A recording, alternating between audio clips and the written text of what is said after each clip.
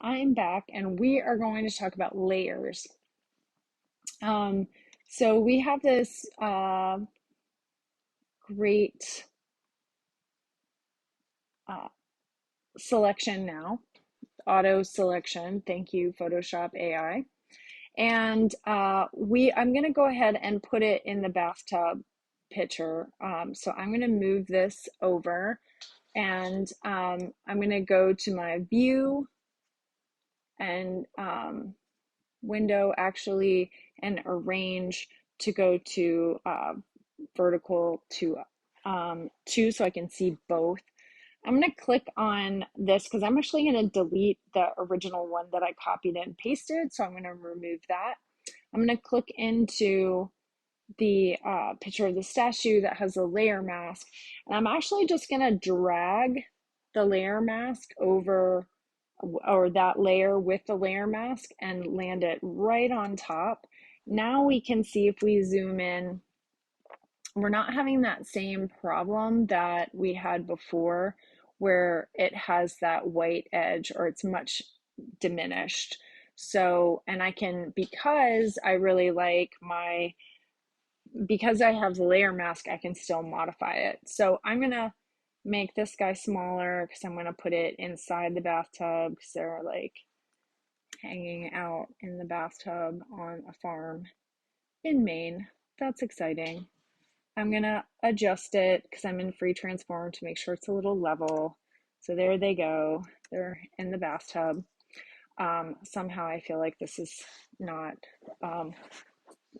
doing justice to this beautiful, meaningful statue from San Juan, but we're putting it in the bathtub just for fun.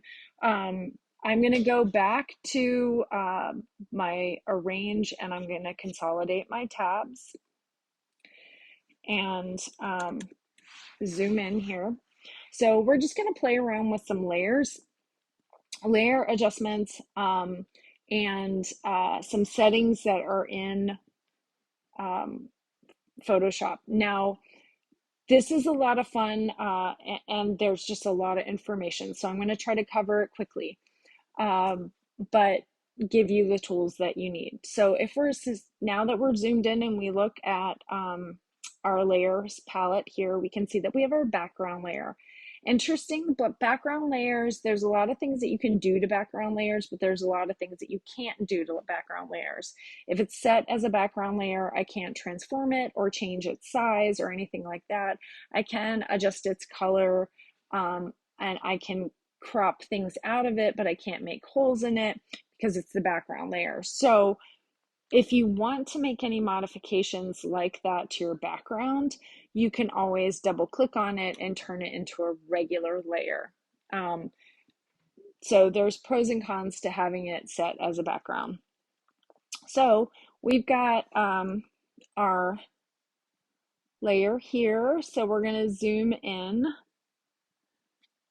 and I've got my layer and my layer mask.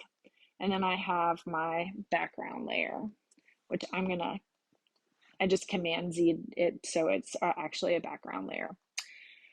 Back to a background layer. Now, with that layer selected of the statue, I can change my opacity of that layer. So I can make it look like it's kind of like a ghost that are floating in the bathtub.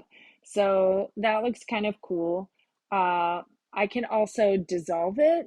So I have all of these blending modes that are next to my opacity. So that's at 70%. I could take it down to 10% or 20% or bring it back up to 70 seems to be about right. But I can take that down and then I can modify the blending mode. So I have tons and tons of blending modes that I have to choose from. Now the normal and the dissolve are grouped together, but the darken to the color, darken color, all these pretty much make things dark in the background. So you can actually see, like, as I'm clicking through, it's modifying how these things are, these two objects are blending together. So the sculpture to the background.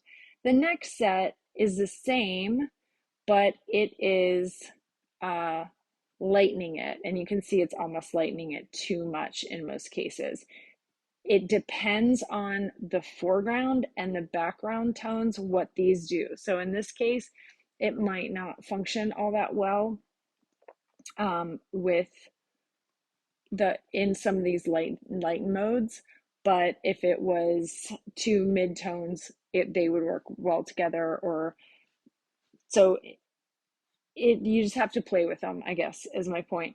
Then you also have your overlay, your soft light, your vivid, linear, pen light, hard mix. And you have some of these that are fun: different, subtract, divide, hue, saturation, color, and luminosity. So you can figure out which one that you want to use and see what blending mode you might want to make it look like it's blending in or part of the, like, blending into a wall or something that you might want. So I'm going to set this back to normal. Just leave it as it is and keep it at 100%. The next one, this one is fill. This one's a little more, fill is really specific to the effects. There are effects that you can create, and the effects, what it does when you change your fill, it will affect the opacity of the object, but will not affect the opacity of the effect that you put on. So let's say you put on a drop shadow or a stroke on the outside of this object. On opacity, it would affect both the stroke and the object. On fill, it would only affect the object, not the stroke. So those are those things. Now you can lock any of these. You can lock transparent pixels, lock paint, lock move. You can lock cropping, and you can lock scale. So any of these you can lock.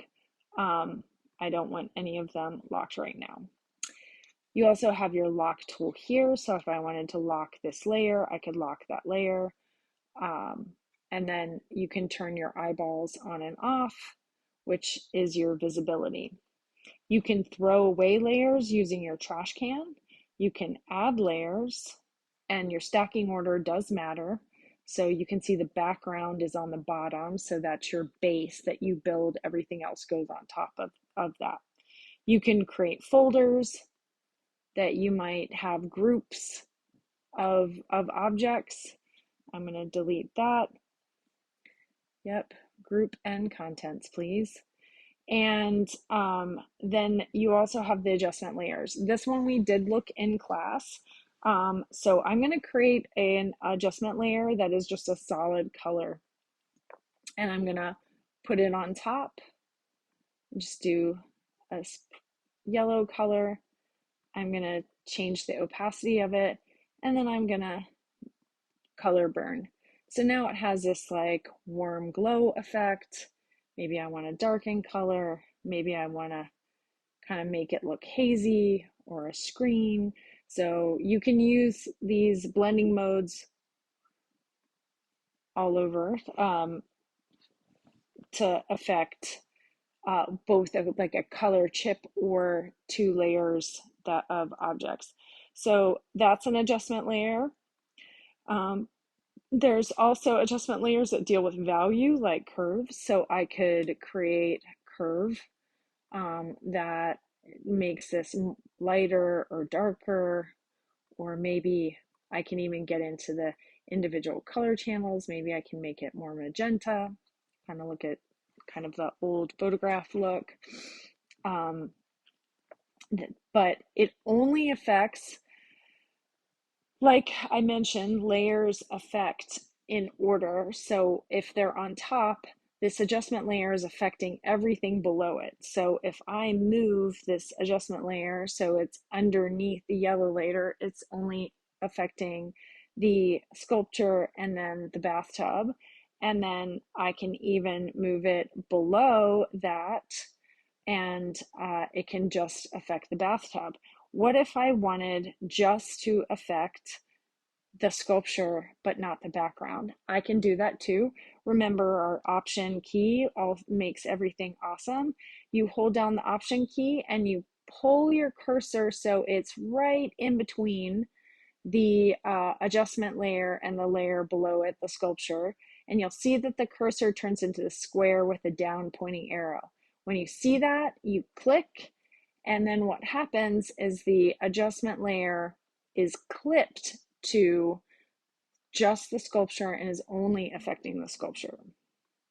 So I can go in and see that I can move this around and it's only affecting the sculpture and it is not affecting the background.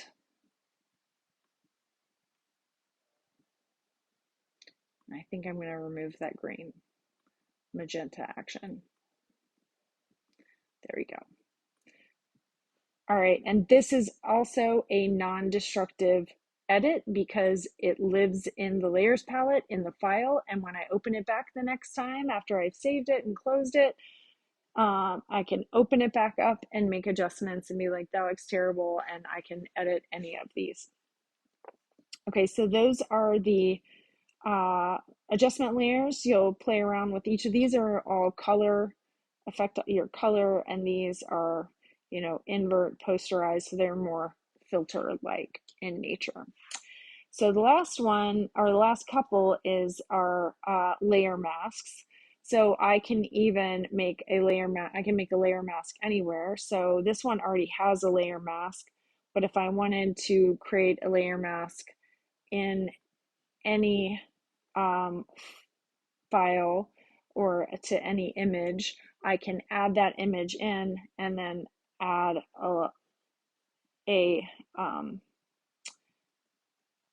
I can add a layer mask to it.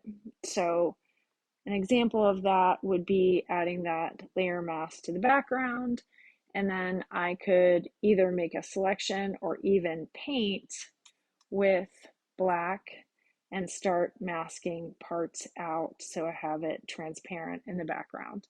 So, so you can paint it, you can make selections and delete. Oops, it's not letting me do that.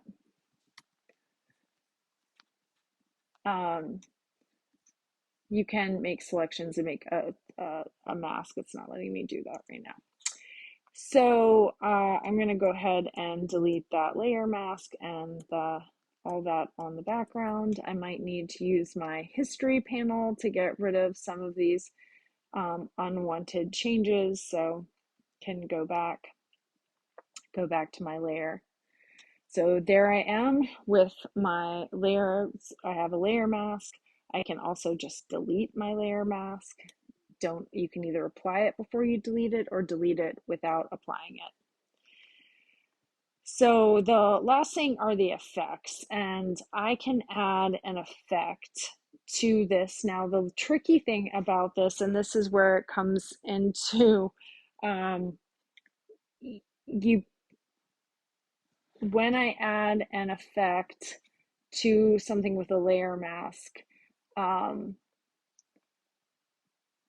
sometimes it doesn't let you affect the actual object that you have selected. Sometimes it wants to do like the outside square of the image, but is cooperating right now. So you can add any of these selection or any of these or multiple effects that are here. So if I wanted to add an inner glow, I could add also an inner glow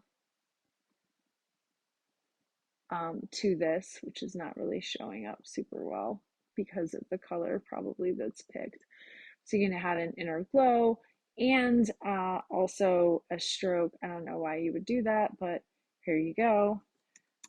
So you can see my little inner glow is happening with the stroke on the outside.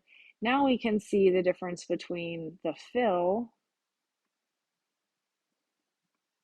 takes it all down, and or the opacity takes everything down, and the fill only affects the object and not the stroke, so it doesn't affect the outside. So there you go. So that is everything that's in your layers palette. Maybe not everything, but a good amount. So There you go. Oh, and the last thing, just note, there is a drop-down menu. Anytime you see these little three bars on the side of your panel, that means there's a drop-down menu. There's one right here for the layers that has a far more robust layers palette. So you can group things, flatten image, merge layers together, and all sorts of stuff in there. That's it.